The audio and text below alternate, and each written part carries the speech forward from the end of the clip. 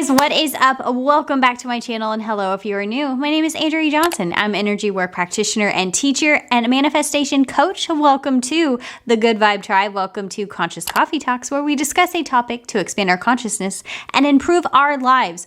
So with that being said, let's dive into today's topic. All right, guys, so the holidays are basically here, which means we are about to be exposed to a bunch of energy.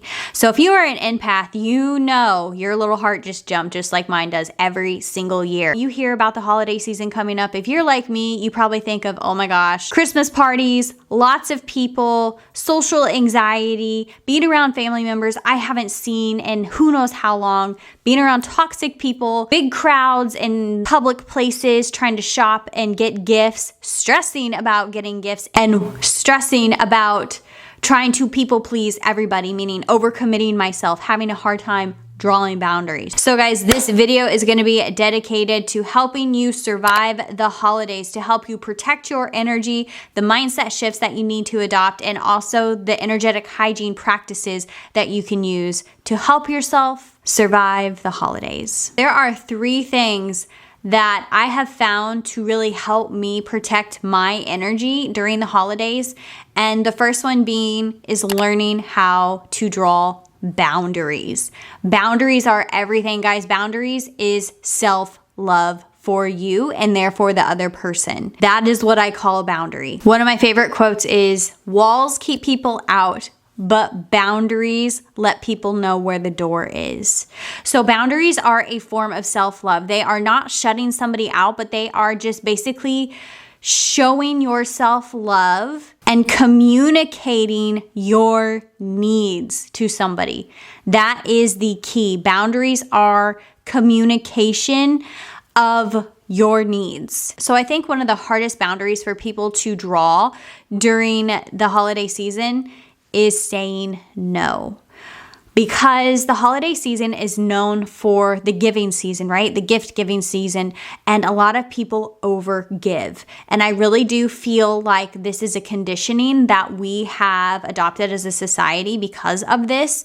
And a lot of people overgive, and it ends up taking their energy from them rather than giving and then feeling good about giving. They feel obligated to do these things, which is a total different energy that you're embodying than doing something because you want to do something. You're doing something out of obligation, which doesn't feel very good. It takes your energy from you rather than build you up. I saw my mom do this when I was growing up, and this is what conditioned me to do it in my adult life. You know, I saw my mom slaving for days in the kitchen preparing Christmas dinner. I saw her overbuying Christmas gifts for everybody in the family, stressing out about it, or just like cleaning the house excessively, trying to make every present look perfect. Like, there is so much stress and so much pressure we put on ourselves during the holiday season that it takes away from the true meaning of what it actually is,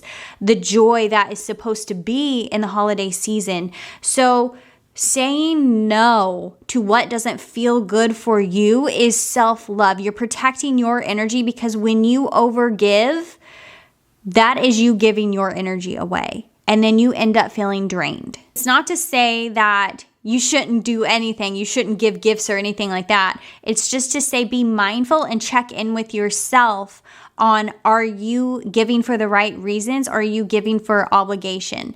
And even if you're doing some things that you don't really want to do, because we all have those things that we don't really want to do. Like, we don't want to go to great grandma's house and, have dinner or something like that. But will the action of doing it, even though you don't want to, end up bringing you joy because you have brought somebody else joy? That's a good sign. So it's something to check in with yourself. Where can I pour my energy into? What can I say yes to that I know will add value to my cup and to somebody else's cup as well too? And this will also help you not to overcommit, which I have done plenty of times. And for me, overcommitting looked like attending too many family functions. This could also be overcommitting yourself to buying gifts, spending more money than what you actually have available. You know, I think a lot of people make themselves feel uncomfortable or spend more than what they're comfortable with just to try and either keep up with the Joneses or to try and please everybody or feel like they have to buy people gifts. So really check in with yourself and see where you can pour your energy into without draining yourself.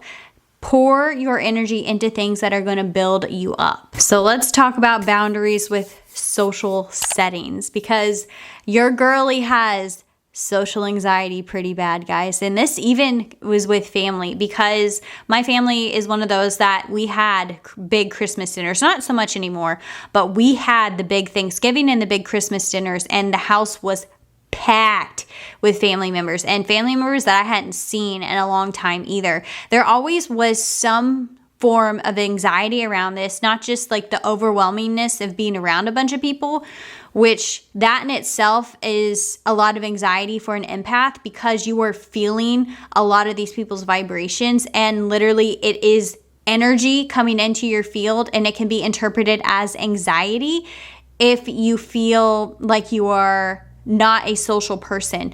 Now, other people can feel this energy coming off of others, and they can interpret it as like excitement, or they're really happy to engage in social settings. Most empaths have social anxiety because they're feeling the emotions of other people, and most of the time they take on those emotions because our energy field is so open. It's like a sponge, right? And a lot of the times the people who we are around, they feel drawn to us, and they feel the need to almost dump their emotional baggage on us.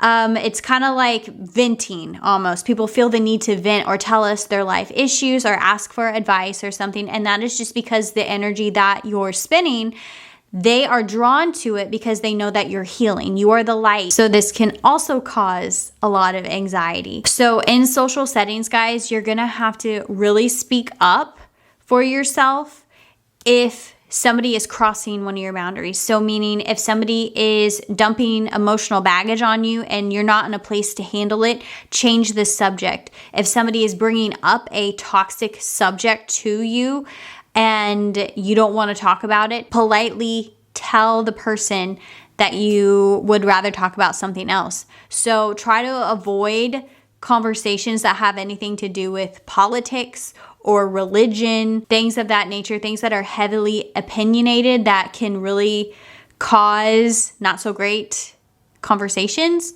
especially if some people aren't as open-minded with religion and spirituality. And if you're like me and your family knows that you are super spiritual or religious, if somebody wants to come up to you and try to express or put their beliefs on you, and it's crossing your boundary, speak your truth. When that's with anything, speak your truth and how you feel. Don't try to conform to somebody else's beliefs just to make them happy, or agree with somebody just to make them feel validated when that doesn't align with you. You're not speaking your truth, and your throat chakra is going to you're going to ball up. It's going to eat you alive inside if you don't say the things that you need to say. And you can speak your truth in a place of love. And this is honestly the only place to speak your truth from, is when you come from a place of love and speaking your truth, it's going to hit that other person differently, because the action that you take with the energy that you are in is the reality that you create. So if you are spinning the energy of love and speaking from this point of view, that other person that you're talking to is going to feel that from you. Their soul is going to feel it, and then it's going to hit them right. And they're not going to have anything to come back and say like an objective to you, okay? So you can think of it like fear feeds fear. So if you're coming from an egotistical point of view, the ego is going to feed the ego, and you're just going to keep this cycle going. Love will feed love. You cannot feed fear with love. You just can't do it. Love will dissipate the fear every single time. So the best thing to do is, if somebody does cross this boundary or try to cross this boundary with you, and you want to speak your truth, speak it from a point of love, and you will always win. And this will also be how you avoid the energy vampires, the toxic people who take your energy from you, right? So I think all of us probably have some people that either we avoid at our family or maybe holiday parties or work or something like that, where we avoid them because they're people who drain our energy. And it is just because there's something in their energy field that disagrees with ours, and we're not in a place to bring ourselves higher in vibration to not let them bring us down per se, okay? If that makes sense. So you draw an energetic boundary out of self-love for yourself, knowing that you are not in a place to handle that person's toxicity. So you can try to avoid that person altogether. That is an act of self-love and drawing boundaries. If that person comes up to you and tries to engage in a certain conversation, you can always change the subject or just say, like, I have no interest in this or talking about this right now. So I know for me, that can be a lot of spirituality talk because not everybody really agrees with it. And like I said before, religion is a heavy topic, especially around the holidays. Your family members might not agree with, your spirituality or your decisions on religion, or, you can go to say of the decisions that you make in life. They might want to bring up, problems that they see in your life or try to give you advice or preach to you or something of that nature. And this can really bring your energy down or, whoever's energy down. Tell them that this is not the time or place to talk about these things and that you would rather enjoy your night talking about things that add value to one another and enjoying one another's company rather than things that would bring your energy down, right? The holiday season is about a time of coming together in communion and enjoying one another's company and love, really appreciating the presence of one another in the moment, not trying to hash out our problems in life, right? It seems like an opportune time to do it because sometimes we just don't see these people for a very, very long time. And sometimes people take that opportunity to do those things, but it's just not the right time, guys. The third thing that has really helped me out with social settings and my social anxiety is developing radical self-confidence. And I realized that where I lacked drawing boundaries came from a lack of self-confidence. And it was me always trying to people please and me always being anxious, feeling like somebody was going to judge me for being socially awkward or for the way that I was as a person, for not having the same beliefs. I would always be the person to agree with somebody or to just not say anything if they crossed a boundary of mine or if they said something that conflicted with one of my beliefs. I would never say anything back because I would want to avoid conflict, right? You can speak your truth. If spirit pushes you to do it, there is a right time and there is a wrong time, but you can speak your truth from a point of love, showing yourself love. So then that way you're not holding in that energy and it eat you alive pretty much on the inside. I would hold it in and it would eat me alive. But there are times when spirit pushes you to speak and sometimes where spirit says, now it's not the time. The point being of having enough confidence in yourself to not put your worth or what you feel like other people think about you outside of yourself. So that's where a lot of my anxiety came from, was I was constantly feeling like people were judging me on my beliefs, what I sounded like, how I presented myself, what I looked like, what I was wearing, things of that nature. It's like I thought I cared so much about what other people thought of me that it gave me anxiety. It made the whole situation worse. So when you are confident in yourself and who you are as a person and self-accepting that, I might be a little socially awkward. I believe in some things that most of the majority of the population doesn't believe in, and that's okay. I don't have the best gifts in the world, nor did I wrap them that great, and that is okay because it is me, and this is who I showed up as today, and I am doing my best every single day. The self-confidence has been the thing I think that has been the biggest game changer, because that will be the thing that actually makes you hold the boundaries for yourself. The self-confidence is self-love. I correlate those two like hand in hand. So developing out self-confidence and knowing that you are deserving of the respect. Other people are only going to show you the respect that you demand. And you can only demand respect if you show yourself respect, right? Let's go over energy hygiene tips. And what I mean by this is more of the psychic development side of it, more of like the actions that you can take and visualizations that you can do to help you keep your energy field clear. Okay. So one of the biggest tips that I give people is to check in with your body, your physical body. That is going to be the thing that communicates with you the most, because the mind is going to be playing scenarios probably in your head like, oh, this person's thinking this about me, or oh my gosh, like I should have done this or that. Like there will be so many scenarios that your mind will throw at you.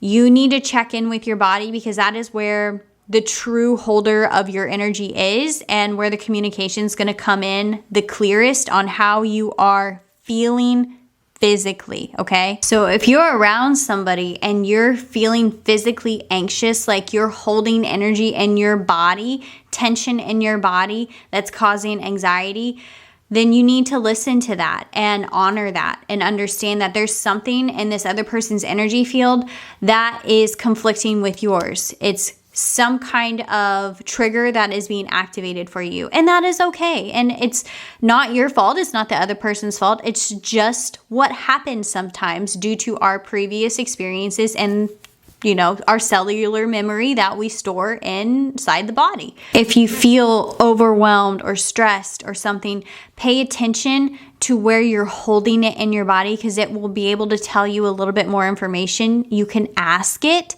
Like, why do I feel this way? If you don't understand why you're feeling a way, you can ask your higher self to show you like what this feeling is, as far as like maybe some visualizations, or like if it's a color inside the body, or if it's a certain shape, it might be some form of symbolism to help you piece together why it is you're feeling the way that you're feeling.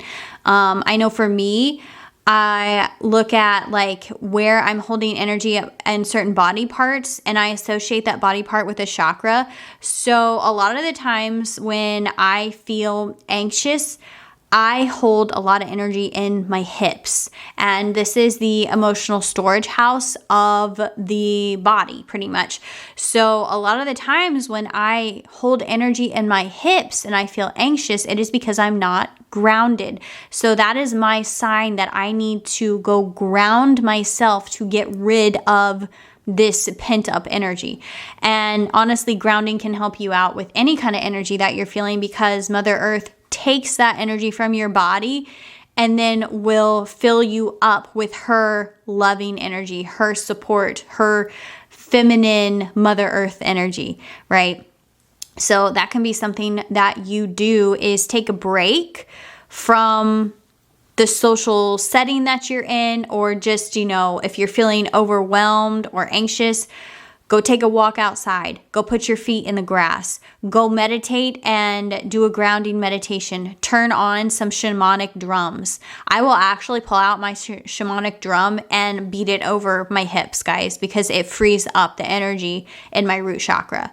So there are techniques that you can do to help clear your energy from your body and help you feel better. So another thing that you can do is bring in your aura. And I do this so much, guys, because like I said, we are empaths.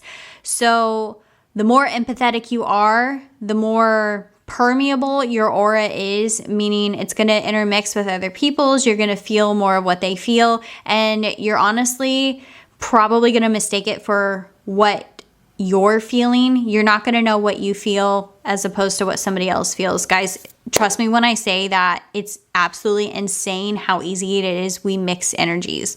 I've noticed this when I do energy work sessions. It's extremely easy to do so, because I will pick up on somebody else's energy before they even physically are in my reality, just because I know I have a session with them. It's crazy. Protect your energy by strengthening your aura. And you can do this through certain visualizations. I do it one way of I bring my aura in super tight. I don't want it to touch anybody else's aura.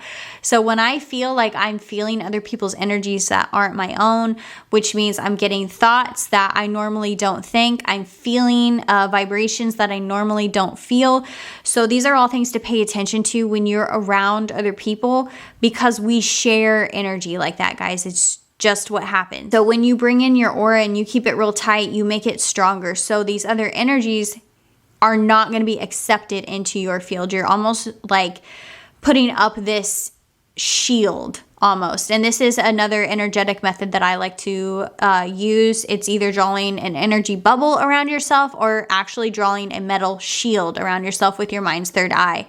So if I have like a place to go in a social setting, I will actually, like, before I leave the house, stand in front of my mirror and draw a bubble around my body. And I will make it like a shield, like metal. Like it's almost like this see-through metal. I don't know how else to describe it, but I do it with my mind's third eye, and I set the intention that this will keep out other people's energy when I go to this social setting, right? So it's this form of self-protection for me. So another thing that I like to do is actually do self-care. So if I take the time and I dress nice, I do my hair, I do my nails, my makeup, I actually try to make myself feel good. I feel more confident in myself, and I feel like I've done something for myself. And for some reason, that just helps my energy out. It helps me feel less anxious. It helps me talk to people more. So really try to make yourself feel good, whatever that looks like for you, going to this event or being around people. You know, go buy a new outfit, do something physically and your 3D reality to symbolize a self-care method for you to feel better about going to this event. So like tonight I have a Christmas party to go to. I bought an outfit that I really like, and now I'm excited to go because I'm gonna feel confident in my outfit, right? So it's things like that that can help. Another thing that's a huge one, guys, is actually like nourish your body, because the energies that you consume, body, mind, spirit, is what you become, and that includes food. So around the holidays, there are a lot of junk food, guys, and don't get me wrong, I indulge in it too. There's a lot of alcohol, and it's okay to indulge in it, guys, but I notice that if I overindulge, it totally spikes my anxiety. If I drink a lot of alcohol, totally spikes my anxiety. My physical body feels like crap. And then my choices that I make are pretty poor. Alcohol is kind of a given, like it, a couple drinks can lead to some poor decisions, like throughout the night, of just like people who you hang around with, what you go do. It might turn into like an all night thing. And then that probably affects your food choices as well too, of not choosing the best or healthiest or most nutritious thing. You're probably eating pizza at midnight and drinking a beer, you know what I mean? So, but not to say that that's wrong every once in a while. Just if you are an overly anxious person, you're trying to get the most out of feeling good, that would be something that I would avoid. The biggest thing to remember, guys, is it all starts and ends with you. Your mindset about this is everything. It literally is going to create your reality. So if you can get your mind in a good place, in a positive place before these events, if you can get your mind into a place of everything is happening for you, of showing yourself love and self-acceptance, and understanding that you cannot control every single outcome, everything that somebody else does. If you just show up and do your best and show yourself love and gratitude in the moment, that's all you can do. And just be okay with it. Just be okay with it. It's one season of our life, guys. It's really, honestly, not a huge deal. We make it more of a bigger deal than what it actually is. A lot of it, like I said, society conditioning, people pleasing, trying to meet expectations, all the things that we've been taught that we should be doing, but really we need to be showing our self-love first, so then we know how much energy we can pour into all these other things. Show your self-love first, get your mind right, and then let that be your guide on how to take action from there. Okay? Hopefully this video made sense. Hopefully it helped you guys out. And hopefully we are all surviving the holiday season. So cheers, guys. And I hope you have a very Merry Christmas and a Happy New Year. Sending you all of my light and all my love.